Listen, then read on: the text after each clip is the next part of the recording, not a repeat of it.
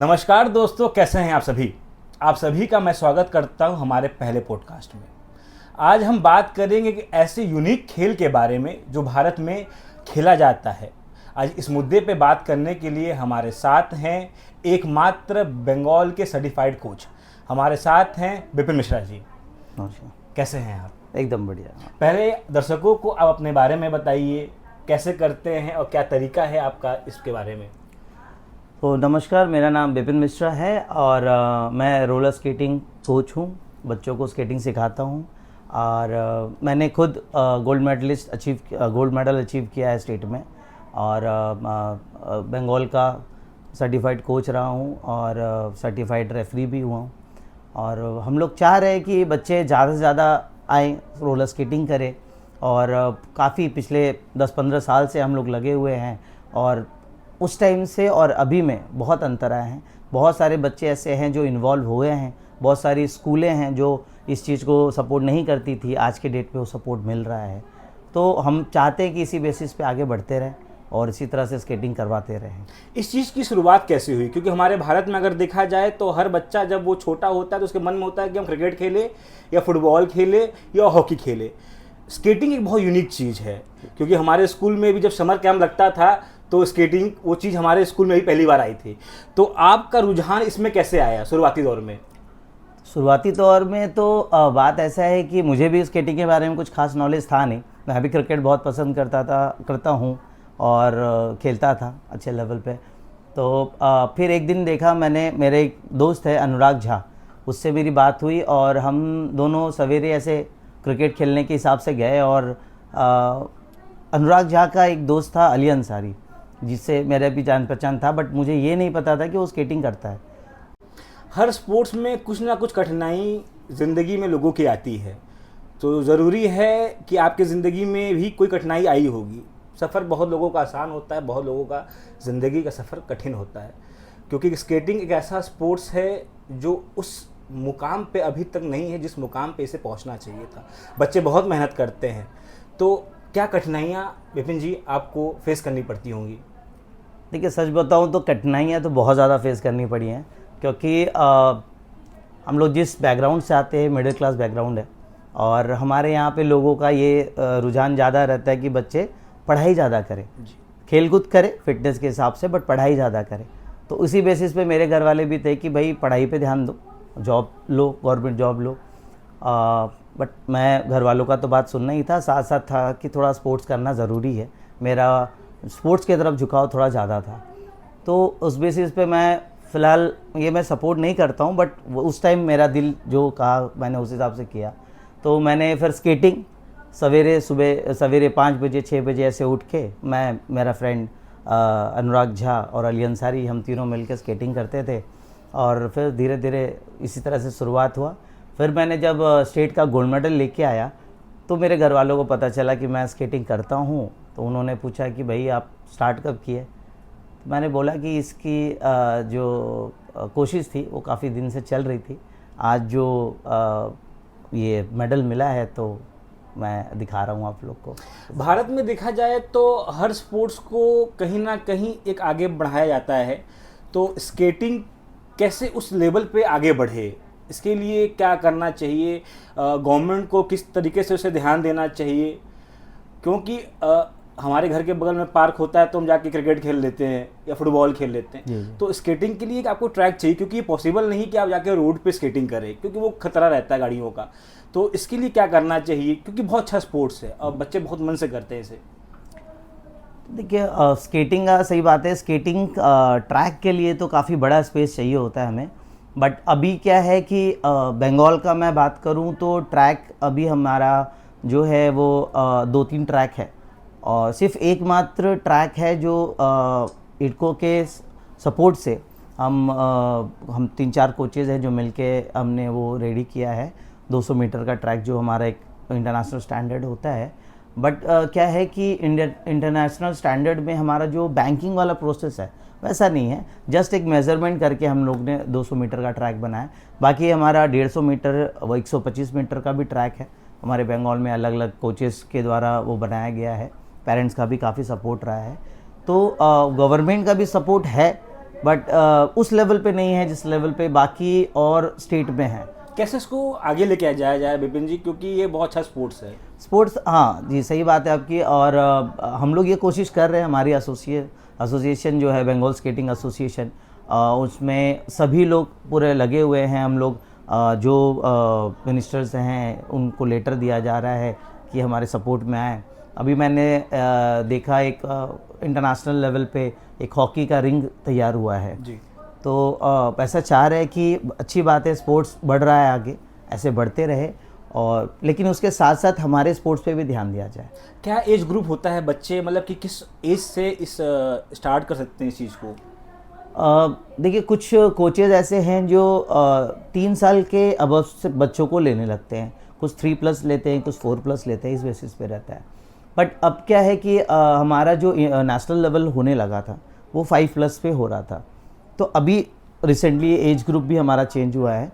तो बच्चे क्या हैं कि अगर 4 साल से अगर सीखना शुरू करें, जो मुझे लगता है पर्सनली, ये मेरा पॉइंट ऑफ व्यू है कि अगर 4 इयर्स से सीखना चालू करें तो वो 1-2 साल में उस लेवल के हो सकते हैं कि वो जाके एक अच्छे लेवल पे कंपटीशन कर पाएँ।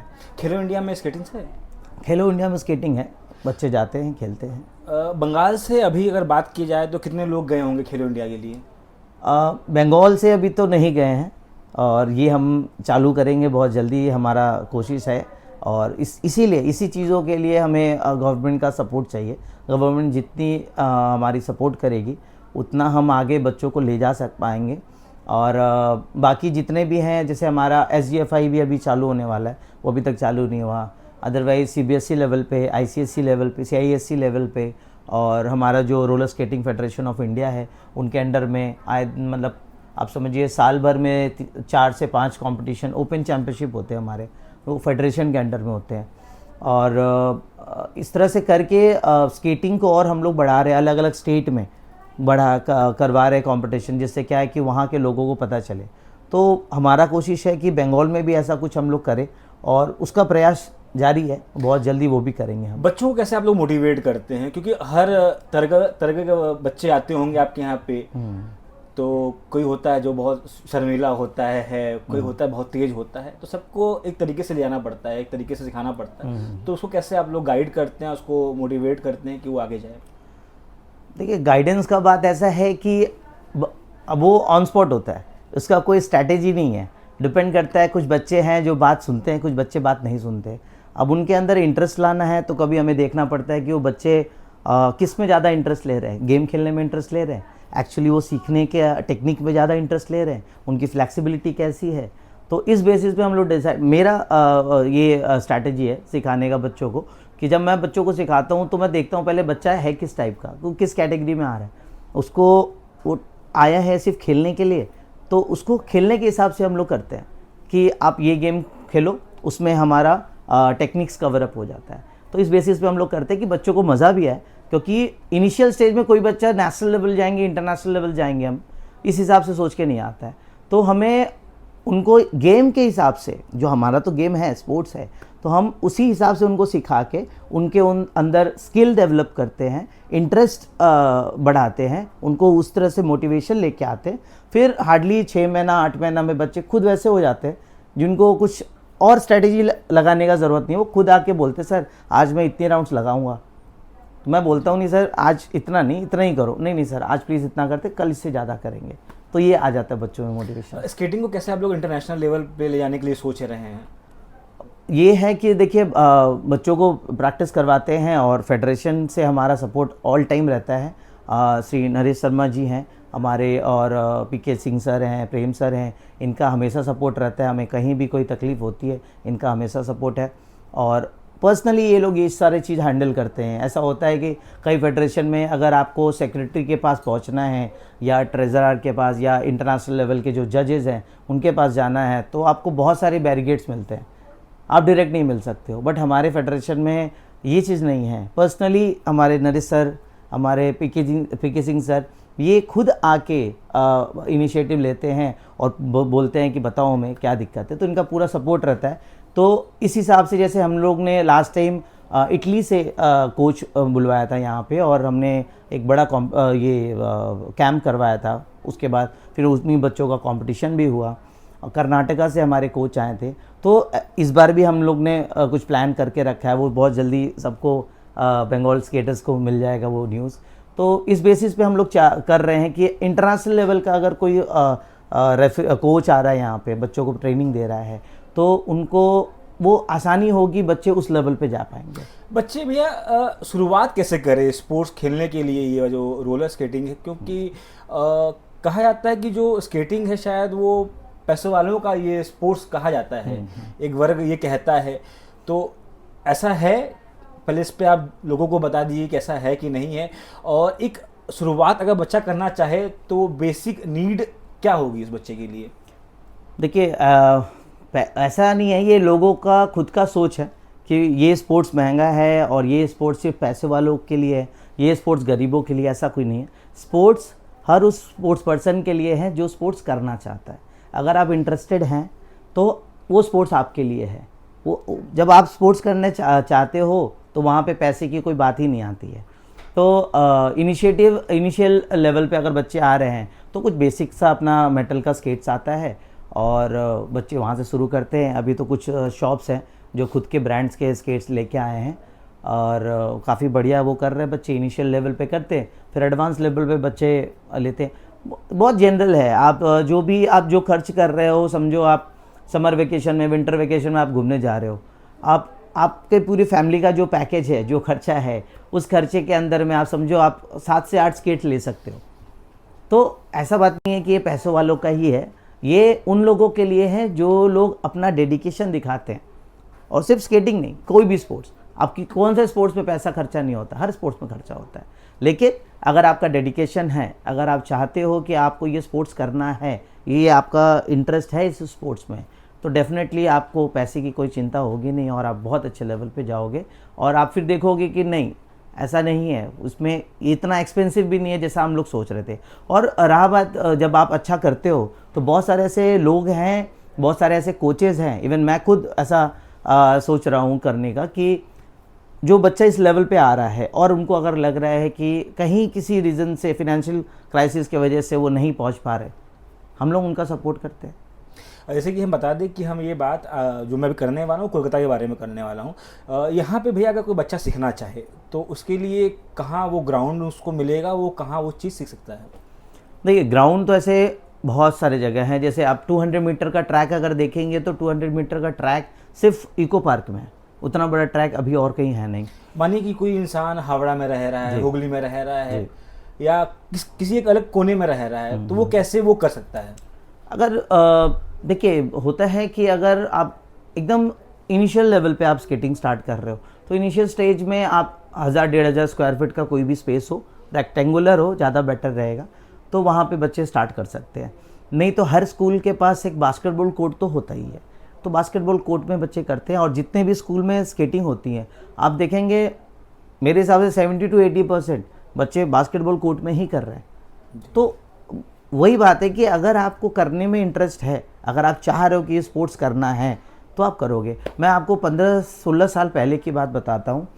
जब हम लोग ने शुरू किया था तो आप समझिए 10 बाई 10 वाले रूम में हम लोग स्केटिंग कराते थे, और बच्चे वहाँ पे स्केटिंग करके फिर उनको एक अगर बड़े लेवल पे लेके जाना है तो हम लोग न्यू टाउन, काफ़ी अच्छा जगह है, वहाँ पे रोड भी काफ़ी बढ़िया है, और वहाँ पे बच्चों को प्रैक्टिस कराते थे और फिर बच्चे स्टेट खेलते थे, स्टेट खेल के नेशनल्स जाते थे।